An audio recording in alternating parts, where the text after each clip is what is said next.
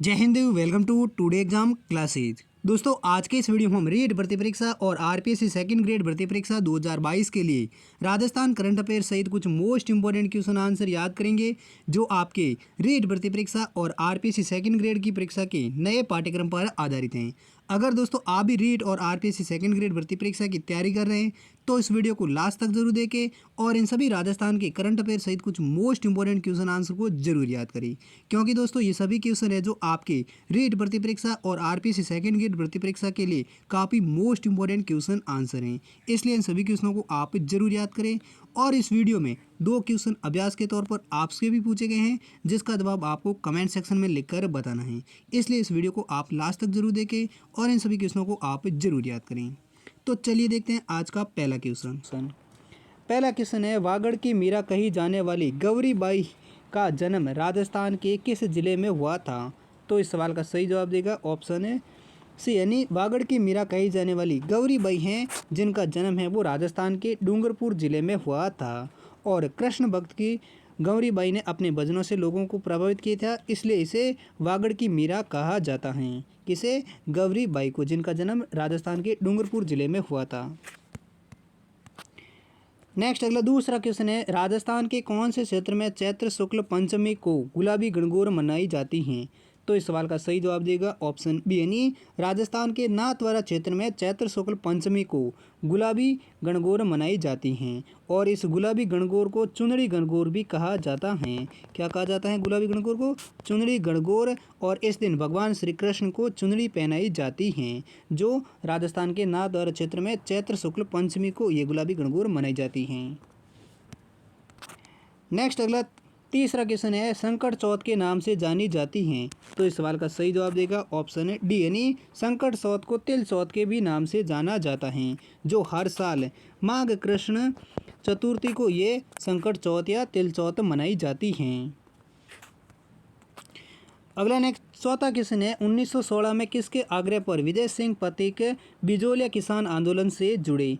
तो इस सवाल का सही जवाब देगा ऑप्शन बी, यानी साधु सीताराम दास और रामचरण चौधरी के आग्रह पर 1916 में विजय सिंह पथिक हैं जो बिजोलिया किसान आंदोलन से जुड़े थे।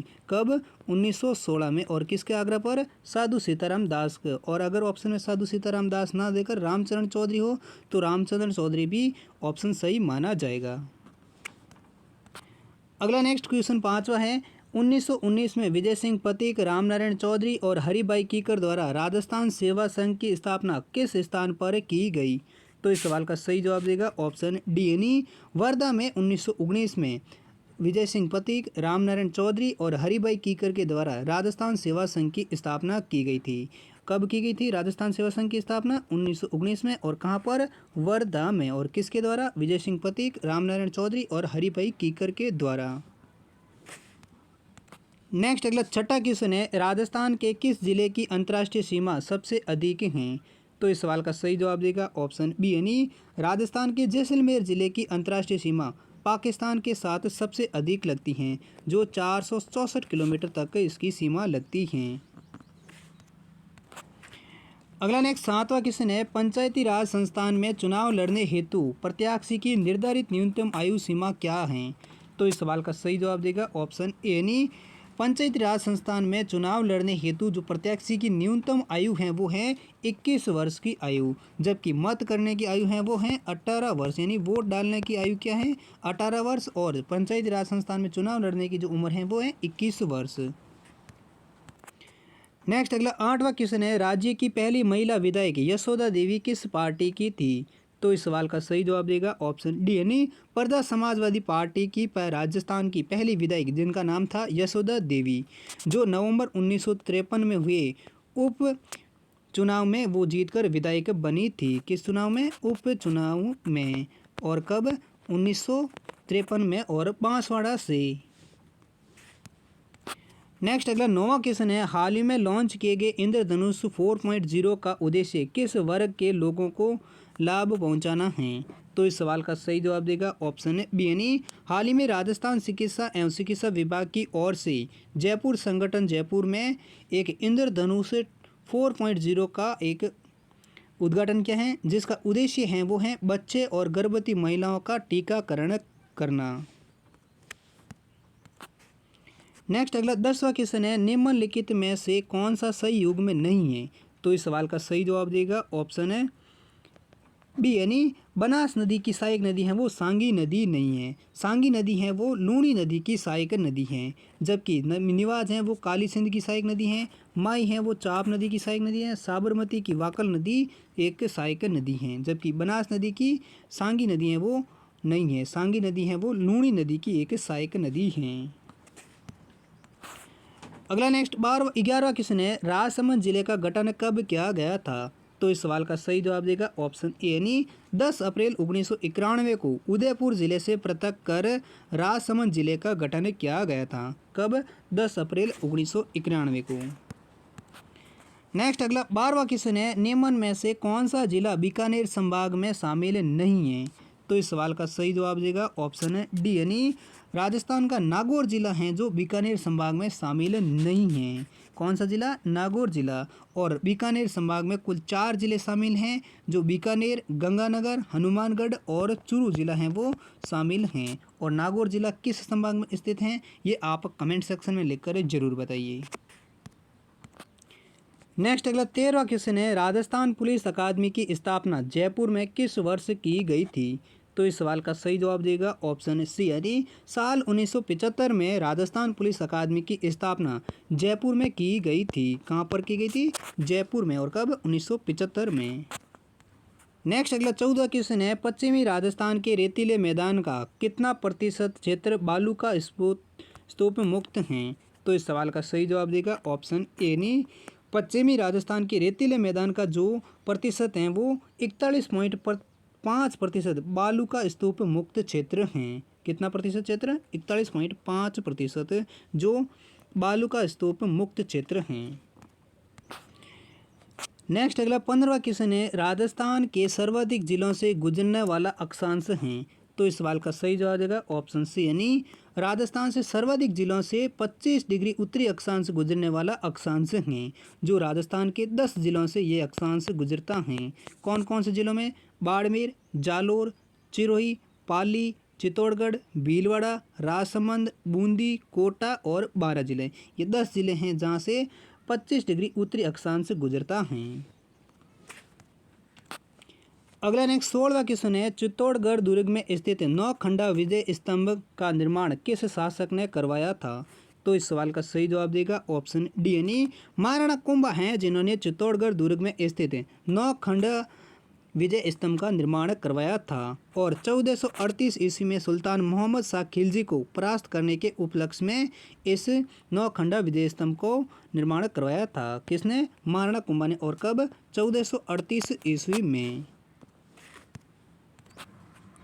अगला नेक्स्ट 17वां क्वेश्चन है, शेखावटी क्षेत्र की कला संपदा के संरक्षण हेतु 28 जून 2006 को राजकीय संग्रहालय की स्थापना कहाँ पर की गई। तो इस सवाल का सही जवाब देगा ऑप्शन बी, यानी सीकर जिले में शेखावटी क्षेत्र की कला संपदा के संरक्षण हेतु 28 जून 2006 को राजकीय संग्रहालय की स्थापना है वो राजस्थान पुरातत्व संग्रहालय विभाग द्वारा की गई थी। कहाँ पर? सीकर जिले में। और कब? 28 जून 2006 को राजकीय संग्रहालय की स्थापना की गई। नेक्स्ट अगला 18वां क्वेश्चन है, कर्नल जेम्स टॉड ने निम्न में से किस शासक को सैनिक भग्नावशेष कहा है। तो इस सवाल का सही जवाब देगा ऑप्शन ए, यानी राणा सांगा को कर्नल जेम्स टॉड ने सैनिक भग्नावशेष कहा था। अगला नेक्स्ट 19वां क्वेश्चन है, राजस्थान के किस जिले में भारत के पहले हाइब्रिड पावर प्लांट को शुरू किया गया है। तो इस सवाल का सही जवाब देगा ऑप्शन बी, यानी राजस्थान के जैसलमेर जिले में भारत और राज्य का पहले हाइब्रिड पावर प्लांट को शुरू किया गया है। और ये किसके द्वारा किए गए हैं? ये company Adani hybrid energy company के द्वारा ये शुरू किया गए हैं, जहाँ से 350 मेगावाट हाइब्रिड ऊर्जा संयंत्र को शुरू किया गया है। किस जिले में? जैसलमेर जिले में। अगला नेक्स्ट 20वां क्वेश्चन है, वीर तेजाजी महाराज का जन्म कब हुआ था। तो इस सवाल का सही जवाब देगा ऑप्शन सी, यानी 1074 ईस्वी में नागौर जिले के खरनाल गांव में वीर तेजाजी महाराज का जन्म हुआ था। कब? 1074 ईस्वी में। और नागौर जिले के खरनाल गांव में। अगला नेक्स्ट 21वां क्वेश्चन है, ऊँटों की पालक राय का रेबारी जाति के आराध्य देव कौन हैं। तो इस सवाल का सही जवाब देगा ऑप्शन डी यानी ऊँटों के पालक राइकर हैं जो रेबारी जाति के लोग हैं, उनके जो आराध्य देव हैं वो हैं पाबूजी देव, और पाबूजी को ऊँट रक्षक के देव का रूप में भी जाना जाता है, यानी ऊँट के बीमार होने पर लोक देवता पाबूजी की पूजा की जाती है। अगला नेक्स्ट 22वां क्वेश्चन है 15 अक्टूबर 1857 को कोटा राज्य की विद्रोही सेना ने किस पॉलिटिकल एजेंट की हत्या की थी? तो इस सवाल का सही जवाब देगा ऑप्शन सी यानी मेजर बर्टन की हत्याएं, जो पॉलिटिक एजेंट था जिनकी 15 अक्टूबर 1857 को कोटा राज्य की विद्रोही सेना ने मेजर बर्टन पॉलिटिकल एजेंट की हत्या कर दी गई थी, और इनकी हत्या हैं वो जयदयाल और मेहराब खान ने कोटा विद्रोह में इस समय इनकी हत्या की थी, और इनका सर काटकर संपूर्ण कोटा शहर में घुमाया गया था, और अंत में इनके सर को तोप से उड़ा दिया गया था। नेक्स्ट अगला 23वां क्वेश्चन है देश में पहली बार सरसों और तिलहन पर अंतर्राष्ट्रीय सेमिनार कहाँ आयोजित हुआ? तो इस सवाल का सही जवाब देगा ऑप्शन डी यानी जयपुर के दुर्गापुर में देश में पहली बार सरसों और तिलहन पर अंतर्राष्ट्रीय सेमिनार आयोजित हुआ था, और ये कब हुआ था? ये हुआ था 27 फरवरी 2017 को। नेक्स्ट अगला 24वां क्वेश्चन है राजस्थान के कितने जिलों में निर्यात संवर्धन में आत्मनिर्भर बनने के लिए डिस्ट्रिक्ट एक्सपोर्ट हब विकसित किए जाएंगे? तो इस सवाल का सही जवाब देगा ऑप्शन डी यानी राजस्थान के सभी 33 जिलों में निर्यात संवर्धन में आत्मनिर्भर बनाने के लिए डिस्ट्रिक्ट एक्सपोर्ट हब विकसित किए जाएंगे। नेक्स्ट अगला 25वां क्वेश्चन है बणी ठनी पेंटिंग संबंधित हैं? तो इस सवाल का सही जवाब देगा ऑप्शन ए यानी बणी ठनी पेंटिंग है वो किशनगढ़ी शैली से संबंधित हैं, और बणी ठनी चित्र का वर्तमान में एक चित्र है वो किशनगढ़ संग्रहालय में स्थित हैं, जबकि इसकी एक प्रतिलिपि है वो अल्बर्ट हॉल पेरिस में स्थित हैं।